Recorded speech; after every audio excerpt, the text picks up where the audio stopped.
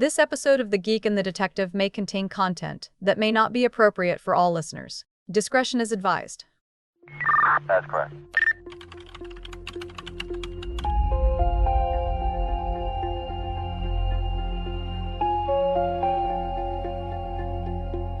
Welcome to The Geek and the Detective. I had a uniform call me this morning, kid. He was at a residence where a young couple was convinced their house was haunted. They kept hearing a man's voice coming from the nursery at 2 a.m. Not a ghost, just some creep halfway across the world who had hijacked their baby monitor and was trying to have a full conversation with a toddler. That's the dark side of IoT. And for the listeners who are already scratching their heads, that's IoT. It stands for Internet of Things. It's not a word like lot. It's not a typo. It's just a fancy way of saying we're putting computer chips and Wi-Fi antennas and things that should be dumb. Toasters, light bulbs, slow cookers, and yes, baby monitors. In my day, a toaster just made toast. If it started talking to you, you went to see a doctor. Now, if it starts talking to you, you call the police. It's a massive problem. People are bringing these devices into their homes because they want the convenience, but they have no idea they are basically handing out spare keys to their front door. Exactly. And Detective, I know that we touched on this briefly in our earlier podcasts, like when we talked about the digital perimeter in show 1, but back then, it was just a warning. This show is different. This is our deep dive. That's right. I've seen enough ghosts in nurseries lately to know that a mention in passing isn't enough. We need to look at the mechanics of the Internet of Threats. We aren't just looking at the fence anymore. We're going inside the house to see how your toaster can become a soldier in a digital army. It's a digital stakeout. And it makes me think back to the master key talk we had at the start of the season. If your email is the master key to the house, then these smart devices are like leaving a dozen copies of your backdoor key hidden under fake rocks in the garden.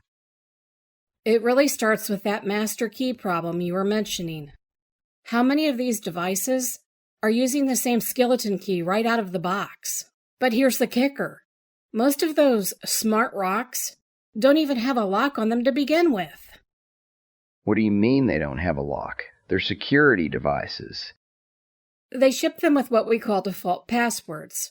It's like the manufacturer sending out a million safes and every single one of them is set to 0000. Most people see the username as ADM and the password is 123 and they just leave it. So you're effectively wiring your house with backdoors that you don't even know exist. It's a false sense of security. Yep. People think that shiny plastic wrap protects them from hackers the same way it protects the screen from scratches. They're so excited to see that live feed on their phone that they never stop to think that ADM 1234 is basically the universal skeleton key for the entire internet. It's like buying a high-tech deadbolt for your front door, but leaving the manufacturer's test key in the lock for anyone to turn. I have walked into crime scenes where the victim says they have no idea how the suspect knew they were home alone. Then I look up and see a smart camera blinking in the corner. That camera was the suspect's eyes and ears. They were watching the victim get ready for bed from a laptop 3,000 miles away. There are actually search engines that do nothing but crawl the internet looking for those devices. They find a camera, try the default ADM password, and if it works, they add it to a list. Anyone with a laptop can then go to that list and watch a live feed of someone's kitchen or living room. It's a voyeur's paradise. I had a case in the suburbs last month that'll make your skin crawl, kid. A young woman living alone, smart, careful. She'd even bought a smart security system just to feel safer. Let me guess. It did the exact opposite. She started getting these anonymous texts, someone describing what she was wearing while she was in her own living room, what she was eating for dinner, what shows she was watching on Netflix. She was terrified. She thought someone was hiding in the bushes outside her window every single night. But you didn't find anyone outside? Not a footprint. No disturbed mulch, nothing. Then I did a sweep of the bedroom. I looked at her smart picture frame on the nightstand, one of those ones where you can email photos to it. It was a gift from her ex-boyfriend right before they broke up. Don't tell me he still had the login, Detective. He didn't just have it. He owned the admin account. He was logging in from his new place across town and using the tiny camera in the frame to watch her sleep.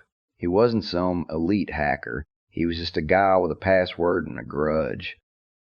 That's the stalkerware problem. People forget that if someone else sets up your smart home for you and an ex, a landlord, even a helpful neighbor, they effectively own the eyes and the ears of your house. We had a case where a guy was nanny cam hacking. He wasn't even looking to rob the place. He just wanted to watch. He would sit in his apartment and flip through feeds like he was watching cable TV. He saw everything. Private conversations, people in various stages of undress, kids playing. When we finally kicked in his door, he had a wall of monitors showing different families' lives. He called it real-life reality TV. It was the most perverted thing I've seen in a long time. Did you catch him because of the tech? We caught him because he got greedy and started trying to talk back to the victims through the speakers. He wanted to see their reaction. He wanted to feel the power of being the voice in the wall. But the damage was done. Those families will never feel safe in their own homes again. They look at a camera now, and they don't see security. They see an intruder. There's also a bigger, more robotic threat called a botnet. Have you ever heard of Mira? Amy, that sounds like a Japanese car. I wish. A car you can trade in. A botnet is more like a virus that turns your appliances into zombies. It was a piece of malware that turned hundreds of thousands of smart devices, mostly cameras and routers, into a digital army. Zombies in the kitchen, huh? My toaster can barely handle a bagel, kid. You're telling me it's smart enough to join a digital army? It doesn't need to be smart. It just needs to be online. It didn't care about spying on you. It just wanted your device's processing power. It used all those toasters and refrigerators to launch a massive attack that knocked out huge chunks of the internet. So my appliances are essentially being drafted into a criminal gang, and I'm paying the electric bill for it. Exactly. And the soldier in your kitchen doesn't even know he's been drafted. So my smart fridge could be part of a criminal gang, and I wouldn't even know it? If it's running a bit slow, or your internet feels sluggish, your refrigerator might be busy trying to take down a bank's website. These devices are attractive to hackers because they have almost zero security guardians on them. Your laptop has an antivirus. Your toaster has nothing. It's a tiny computer with no walls and no guards. This is where I see people get hurt the most, kid. They think because the device is small or cheap that it doesn't matter. But a hacker doesn't need a powerful computer if they can steal 10,000 weak ones. And let's talk about the second-hand market. I see these smart home hubs at garage sales and online marketplaces all the time. People think they're getting a bargain. That's a huge red flag, Derrick. When you buy a used IoT device, you have no idea where it's been. A malicious seller could have installed a custom firmware on that camera before selling it to you. You bring it home, connect it to your Wi-Fi, and you've just invited a Trojan horse into your network. So they're not just watching the camera, they're using the camera to get onto your phone and your computer. Right. Once they're on your Wi-Fi, they can see everything else on that network. It's called lateral movement. They start at a light bulb but end up at your tax returns. Now listen close, everyone. If you buy a used device, you factory reset it the second you get it home, before it ever touches your Wi-Fi. But if you're already using it and think you've been hacked, don't touch that reset button. That's when you follow the detective's rule and preserve the evidence. Copy that. I tell people all the time, if you wouldn't buy a used mattress, don't buy a used smart device. You don't know who's been sleeping in those circuits. But here's what really bothers me lately. It's not just the hackers, it's the legal spying. I was looking at the app for my new smart coffee scale last night. It asked for my location and access to my microphone. Why does the scale need to hear me talk? Is it going to judge me for how much caffeine I'm drinking? It's not judging you, it's profiling you. That data isn't for the scale, it's for the advertisers.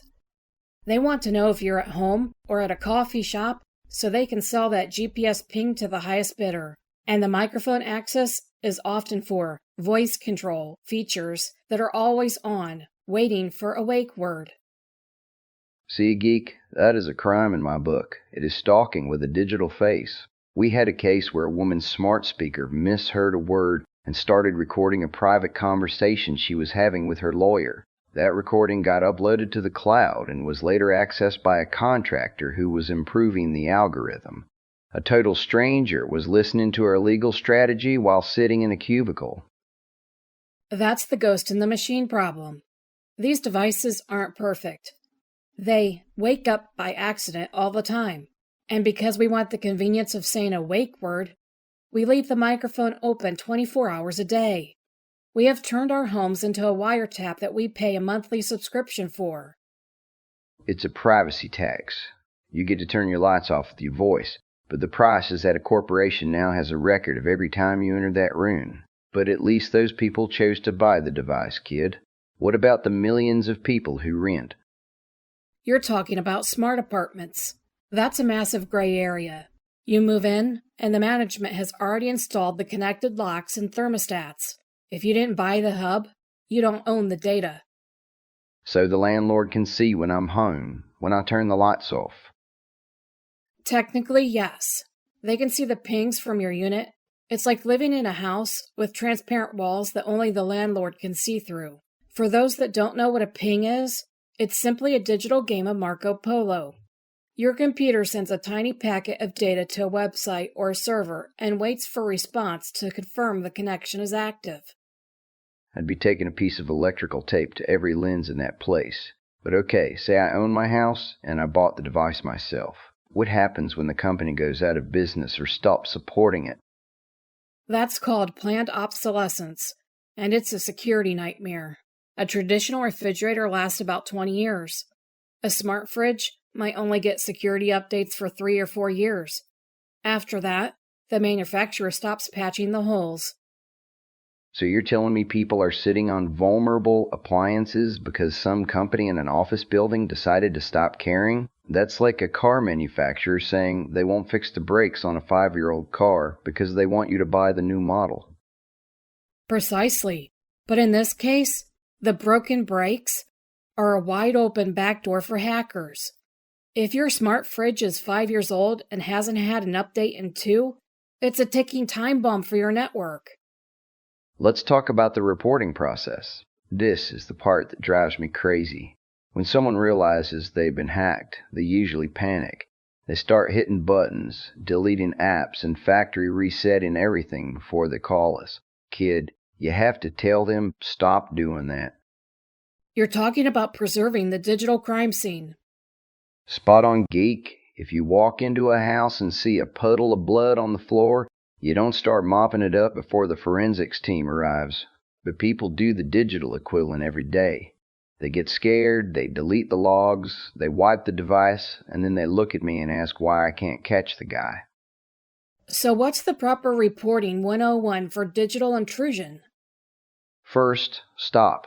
Don't touch the settings. If you think a camera is watching you, don't delete the account yet. Take a physical photo of the device with your phone. Take a screenshot of the app showing any unauthorized activity. We need the before picture. And then pull the plug, literally. Yes. Sever the connection by pulling the power, not by hitting reset. Pulling the power preserves the state of the machine. Resetting it often wipes the very logs I need to see where the connection came from. From a tech side, you also need to log the time. Exactly when did you hear the voice? When did you see the camera move? Digital logs are massive. If I have to search 24 hours of data to find a 30-second ping, it takes forever. If you give me a timestamp, I can zero in on the intruder in minutes. And keep the device. I know it feels like a piece of trash now, but it is evidence. Put it in a box. Don't let anyone else use it. When the police arrive, tell them you have a compromised IoT device. Not every beat cop is a tech genius, so you have to be clear. Tell them you want to report unauthorized computer access or unlawful surveillance. Use the legal terms. What about the paper trail? Crucial geek. If the device was bought from a major retailer, have the receipt or the serial number ready. If it was a gift, find out where it came from. We need to know the chain of custody for that hardware. If you bought it at a yard sale, tell us. That tells me I'm looking for a different kind of suspect. Most people don't think of their toaster as a crime scene, but in the eyes of the law, that's exactly what it becomes once a hacker touches it. It's about documentation, screenshots, timestamps, and physical preservation. If you give me those 3 things, I have a fighting chance. If you wipe the device and call me 2 days later, all I can do is give you a case number for your insurance. I'm not a magician. It's also about where you report it. Local police are the first step, but for digital crimes, those are often federal or national reporting centers that track those patterns across state lines. Right. Local police handle the immediate threat to your safety, but the big picture stuff, the botnets and the mass hacks, that goes to the specialists. But start with us. Get a report on file. It creates a legal record that you were a victim. That might be very important later if that hacker uses your device to commit a crime against someone else. You want to be on the record saying this wasn't me. That's a great point. If your IP address is used to launch an attack, you want a police report showing that your network was compromised before that attack happened. It's your digital alibi. Exactly. It's about protecting yourself as much as it is about catching the bad guy. I think the biggest hurdle is still the embarrassment. People feel stupid for getting hacked by a light bulb. There is no room for pride in a precinct kid. I've seen the smartest people in the world fall for the simplest tricks. The criminals are the ones who should be embarrassed. You are just a person trying to live your life. If you get targeted, don't hide it. Report it. And for heaven's sakes, if you don't need it to be smart, don't connect it. I saw a smart hairbrush once. A hairbrush. It tracked how many strokes you used. Why does that need to be on Wi-Fi? Probably doesn't. Another big one is your network. Most modern routers allow you to create a guest network. I tell people to put all their IoT devices, the lights, the fridge, the cameras on the guest network. Keep your real computers and phones on the main network. That way, if someone hacks your toaster, they are stuck in the guest room and can't get to your bank accounts. That's a good tip, Detective. It's like putting the risky guests in the guest house instead of letting them sleep in the master bedroom. It creates a firewall between your convenience and your security. Copy that, and keep the software updated. When you see a notification that your smart home hub needs an update, do it. Those updates aren't just for new features. They're usually fixing the holes that hackers are currently using to get in. It really does come down to being an informed consumer. You have to ask yourself, is the ability to check my slow cooker from the gym worth the risk of a stranger having a window into my kitchen? Or worth the data broker knowing exactly what time I eat dinner every night? The answer is a hard no. I'll walk to the kitchen and push the button myself. I like my privacy more than I like my smart appliances. I like knowing that when I close my curtains, they stay closed. I don't want a witness in my bedroom that I didn't invite. Derek, I bet you still use a manual typewriter too, don't you? Very funny, geek. But you know what? A typewriter can't be used to launch a cyber attack on a hospital. A typewriter doesn't tell a broker in another country what time I eat breakfast. It doesn't accidentally record my conversations and send them to a server in a basement in a foreign land. True, but it also can't tell me when my laundry is done. Kid, I have a very high-tech way of knowing when my laundry is done. It's called a timer. It dings. It doesn't need a Wi-Fi password. It doesn't need an app. And it definitely doesn't need to know my GPS location. I guess some things don't need to be part of the things in the Internet of Things. Most things don't. We're trading our fundamental right to privacy for neat features that we don't actually need. We're building a world where we're never alone, even when we're in our own homes. It's a digital prison of our own making. It's a brave new world, Detective. You just have to know where the off switch is, or better yet, where the do not connect button is. The problem is that a lot of these new devices don't even have an off switch anymore. They just have a standby mode. They're always listening, always waiting for that wake word that might never come or might come at the worst possible time. That's why the physical plug is your best friend. If you want to be sure it isn't listening, pull the cord. I'll remember that. Now, I'm going home to look at my toaster very suspiciously. I might even put a piece of tape over its eyes just in case. Just don't arrest it unless it refuses to give you the weather forecast. If it talks to me, it's going in the evidence locker. No questions asked. I'll charge it with loitering and eavesdropping. I think we've given the listeners enough to think about for one day. They're probably all looking at their smart speakers right now. I hope so. Just remember, people, your home is your castle. Don't let the drawbridge stay down just because the invaders have a cool app and a catchy name for their things. Well said. I'm going to go home, check my guest network settings, and maybe delete a few apps that have too many permissions. And I'm going to go home and enjoy the silence of a dumb house. No voices in the nursery. No spying in the kitchen. It's not dumb, Detective. It's just quiet. Quiet is good. Quiet doesn't get hacked. Quiet doesn't tell secrets to the cloud. Until next time? Until next time, Amy. Stay off the grid. You know, I actually did see a smart toaster once that could print the weather forecast onto the bread. It was actually kind of cool. Why? Just why? Who needs their toast to tell them it's raining? Look out the window. Because we can, Derrick. Because we can. Just because you can doesn't mean you should. That's a lesson a lot of people are learning the hard way lately. Now, let's get out of here before your phone starts telling you that I'm grumpy. Too late. It already knows. I'm sure it does, geek. I'm sure it does. Detective? Yeah? You know that dumb timer on your dryer? Yeah, what about it? If it's mechanical, it uses a tiny little motor. If that motor fails and the timer sticks, it could overheat the whole house. Kid, I'm trying to have a nice coffee. Don't make me afraid of my laundry room. Just saying. Everything has a vulnerability, even dumb stuff. Well, at least my dryer isn't trying to sell my socks to a data broker in Lithuania. Fair point, Derrick. Let's go. I'll get the door, the manual one. That's it for this month. Don't forget to hit that subscribe button and leave a 5-star review on Apple Podcasts or Spotify. It's the best way to support the show. We'll be back next month with a brand new episode. Until then, stay one step ahead.